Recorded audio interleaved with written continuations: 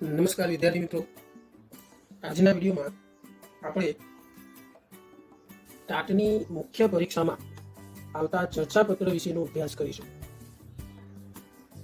ચર્ચાપત્રનું માળખું કેવું હોય એના વિશે આપણે ચર્ચા કરીએ. ચર્ચાપત્ર કઈ રીતે લખવું એ આપણને ખાસ સમજણ હોવી જોઈએ.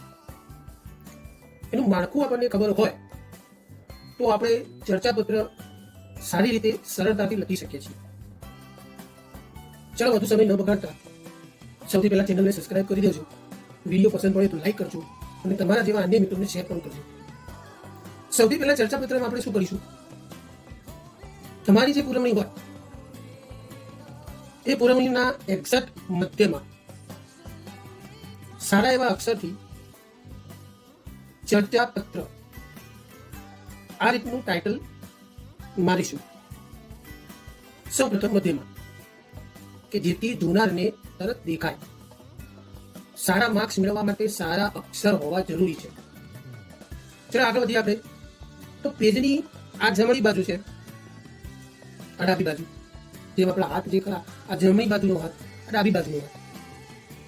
જમણી બાજુ અહીંયા આ સાઈડ જમણી બાજુમાં તમારે તમારું નામ, સરનામું, તમારું શહેર અને તારીખ, આટલી 4 વસ્તુઓ તમારે આ બાજુ જમણી બાજુ લખવાની. પણ વિદ્યાર્થી મિત્રો, નામ, સરનામું એ તમારે તમારું લખી નથી દેવાનું. એ કઈ રીતે લખવાનું છે એ આપણે સમજીએ. તમારા નામ માટે તમે કક્કાવાલીમાંથી કોઈ પણ 3 અક્ષર લઈને અહીંયા નામ લખી શકો છો. દાખલા તરીકે હું અહીંયા લખું, નામ આ રીતે લખવાનું, ક ડોટ ખ ડોટ ગ. જરૂરી નથી કે ક ખ ગ જ લખો, તમે કોઈ પણ અક્ષર લખી શકો છો, પરંતુ તમારું પોતાનું નામ અહીંયા જાહેર કરવાનું નથી. ચલો ત્યારબાદ સરનામું લખવાનું, એટલે કે તમારી સોસાયટીનું નામ. એના માટે પણ આ જ રીતે 3 અક્ષર લેવાના, પણ એકના એક અક્ષર ફરીથી લેવાના નહીં. ચલો આપણે સોસાયટીનું નામ લખીએ તો ચ છ જ સોસાયટી.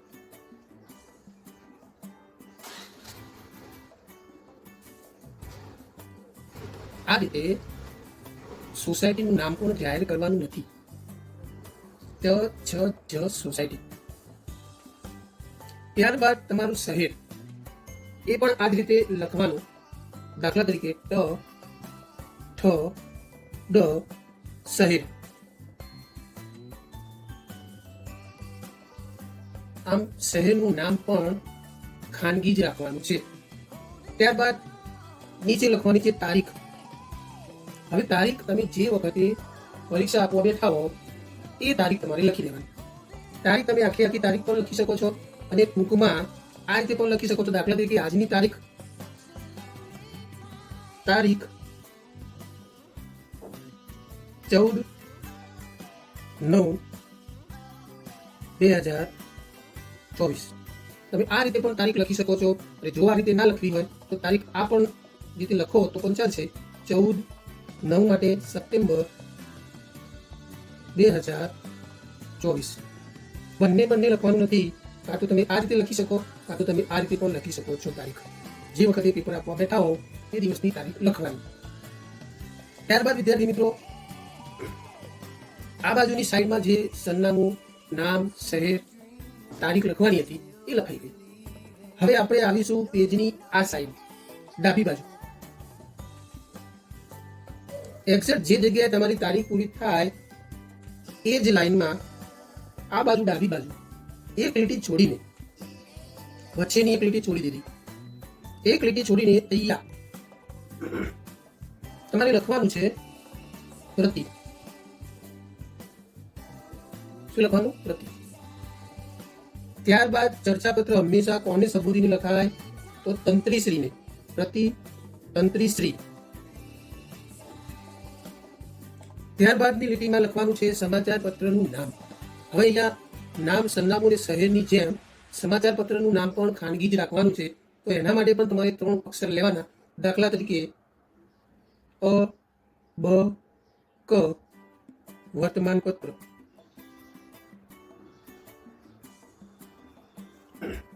અહીંયા ક ખ ગ પછી ચ છ જ લીધું, ટ ઠ ડ લીધું, અ બ ક, એકના એક 3 અક્ષરો ફરીથી આવવા જોઈએ નહીં.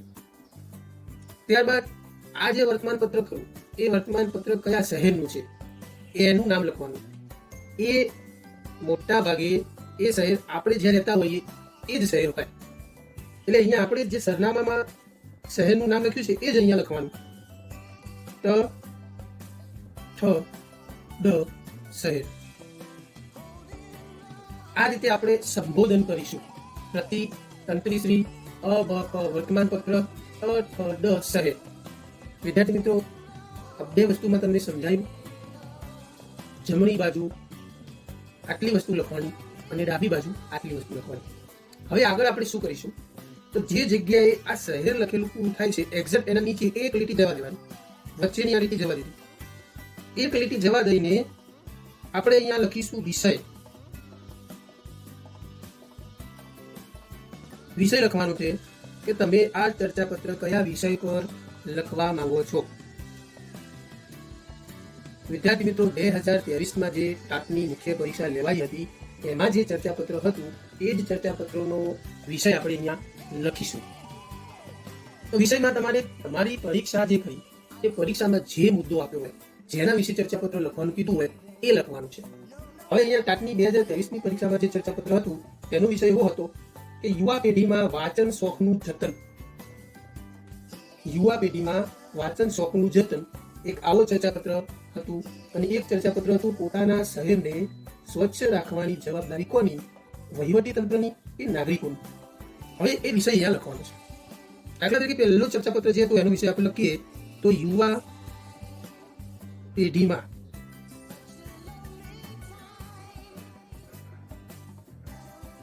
વાંચન શોખનું જતન.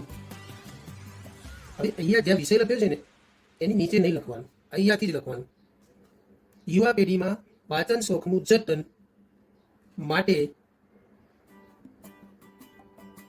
માટેનું ચર્ચાપત્ર પ્રકાશિત કરવા બાબત. આ તો આપણો ચર્ચાપત્રનો વિષય. યુવા પેઢીમાં વાંચન શોખનું જતન માટેનું ચર્ચાપત્ર પ્રકાશિત કરવા બાબત. ત્યારબાદ વિદ્યાર્થી મિત્રો, તમે જે સંબોધન આપેલું છે એ સંબોધનની એક્ઝેક્ટ લાઈનમાં તમારી દરેક લાઈન એ ક્રમબદ્ધ હોવી જોઈએ. એક્ઝેક્ટ એની લાઈનમાં આ વિષય જ્યાં લખેલો છે એક લીટી જવા દેવાની અને એની નીચેની લીટીમાં એક્ઝેક્ટ આ લાઈનમાં અહીંયા તમારે લખવાનું છે સુઘ્ન મહોદયશ્રી. સુઘ્ન મહોદયશ્રી.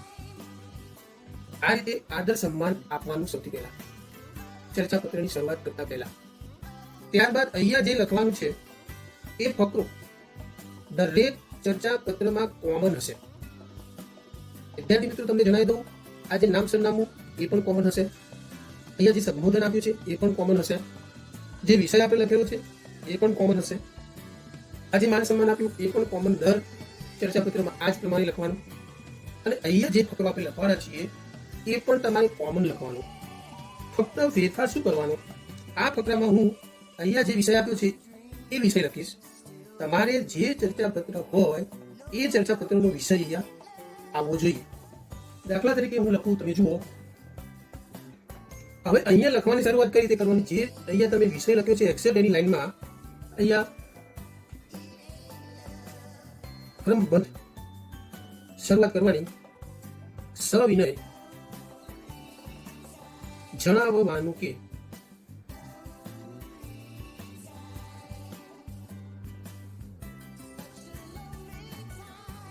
આપણો વિષય શું છે, યુવા પેઢીમાં વાંચન શોખનું જતન.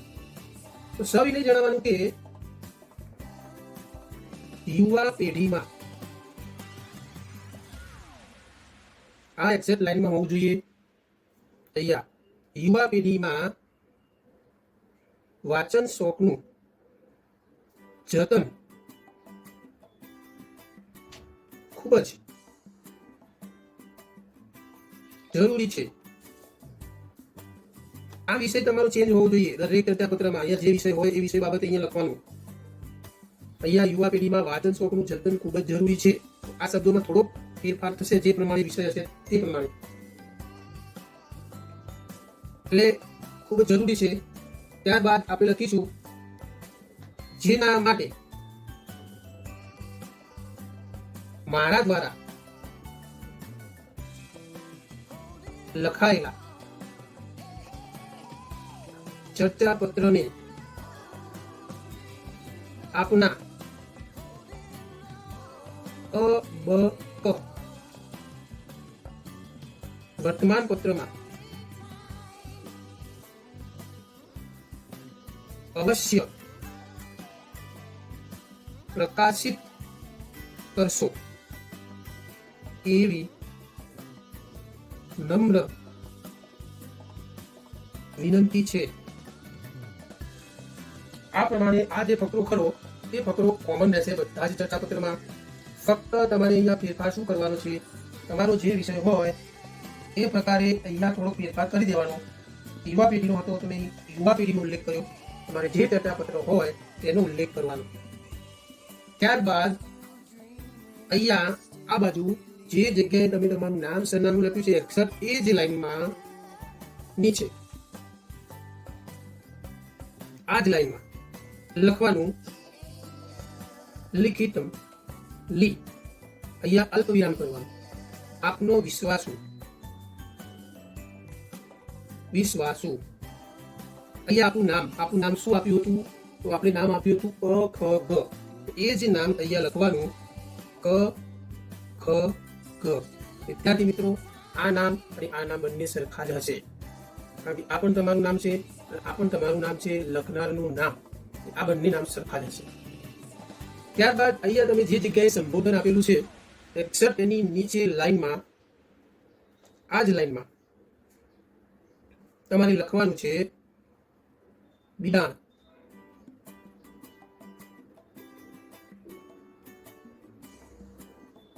બિડાણમાં ફક્ત અને ફક્ત તમારે લખવાનું ચર્ચા પત્ર.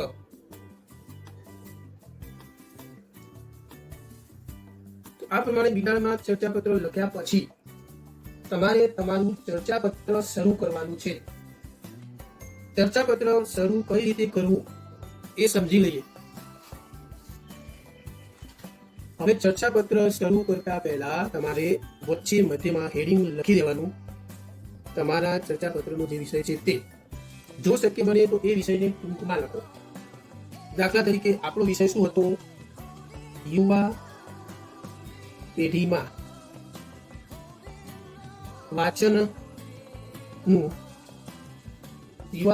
વાંચનનું જતન. આ રીતે સરસ મજાના અક્ષરેથી તમારે ટાઇટલ લખવાનું છે. યુવા પેઢીમાં વાંચનનું જતન. માફ કરશો, અહીંયા યુવા પેઢીમાં વાંચન શોખનું જતન. શોખ લખવાનું ભૂલી ગયો છું. યુવા પેઢીમાં વાંચન શોખનું જતન.